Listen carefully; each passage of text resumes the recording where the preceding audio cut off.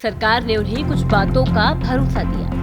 5 ऐसे भरोसे जो सरकार ने मुस्लिम समाज को दिए हैं और उसी पर आपसे आज हम बात करेंगे। लोकसभा में बुधवार दोपहर वक्फ संशोधन विधेयक 2025 पेश किया गया। केंद्रीय संसदीय कार्य मंत्री किरण रिजिजू ने सदन में चर्चा के लिए बिल को पेश किया और इस बिल पर चर्चा के लिए 8 घंटे का समय तय किया गया था। संसद में बिल पेश करने के दौरान विपक्ष ने जमकर हंगामा किया। विपक्ष ने चर्चा का समय बढ़ाकर 12 घंटे करने की मांग भी की थी। बिल पास करने के दौरान सरकार ने मुसलमानों को 5 भरोसे दिए। उनमें पहला भरोसा ये है कि किसी भी मस्जिद पर कोई कार्रवाई का प्रावधान बिल में नहीं है। ये सिर्फ संपत्ति का मामला है। धार्मिक संस्थानों में इस बिल का कोई लेना देना नहीं है।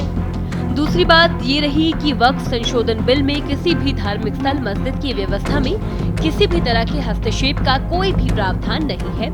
इसमें कोई बदलाव और न ही कोई हस्तक्षेप किया जाएगा। इसके साथ ही तीसरे भरोसे में सरकार ने ये कहा, बिल में किसी भी धार्मिक कार्यकलाप में हस्तक्षेप का कोई प्रावधान नहीं है। हम किसी भी मस्जिद के संचालन में हस्तक्षेप करने नहीं जा रहे।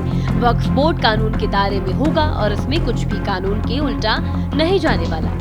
चौथी बात ये रही कि कलेक्टर से ऊपर कोई भी अधिकारी सरकारी जमीन और किसी विवादित जमीन का विवाद देखेगा। जब वक्फ प्रॉपर्टी क्रिएट करेंगे तो किसी आदिवासी एरिया में जाकर नहीं कर सकते हैं। ये बदलाव बहुत अहम है। किसी भी मस्जिद को कोई कार्यवाही का प्रावधान नहीं दिया जा रहा। सरकार ने बताया कि इस बिल में मस्जिद की मैनेजमेंट में दखल अंदाजी का प्रावधान नहीं होगा। आखिरी और 5वें भरोसे में सरकार ने कहा कि सेंटर ऑफ काउंसिल में कुल 22 सदस्यों में से 4 सदस्य गैर मुसलमानों से ज्यादा नहीं हो सकते। पूर्व अधिकारियों सहित संसद के 3 सदस्य चुने जाएंगे। संसद के सदस्य किसी भी धर्म के हो सकते हैं। अपनी बात रखते हुए किरण ने ये जानकारी भी दी कि इस बिल को लेकर 97,700,772 याचिकाएं आई थी। आज तक कभी भी इससे ज्यादा संख्या में किसी भी बिल को लेकर याचिकाएं नहीं आई। 284 डेलीगेशन ने अलग अलग कमेटी के सामने अपनी बात रखी।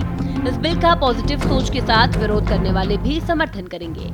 आपको सरकार पर यह भरोसा रखना होगा कि सरकार सबका साथ, सबका विकास और सबका विश्वास के तहत ही बिल में बदलाव कर रही है। डराने और गुमराह करने वालों से आपको सवाल करना होगा कि अब तक इस बिल के तहत उन्होंने आपके लिए क्या क्या किया। किरण ने कहा, बिल पर विरोध हो रहा है, समझाने का काम भी लगातार चल रहा है। सरकार की तरफ से जो मुसलमान समाज को भरोसे दिए जा रहे हैं उस पर आपकी क्या राय है? बिल में जो बदलाव किए गए, सरकार के इस कदम को आप किस तरीके से देखते हैं? कमेंट में जरूर बताएं। मैं इस खबर में इतना ही। इसी तरह की तमाम खबरें देखने के लिए देखते रहे भारत एक्सप्रेस बिहार झारखंड।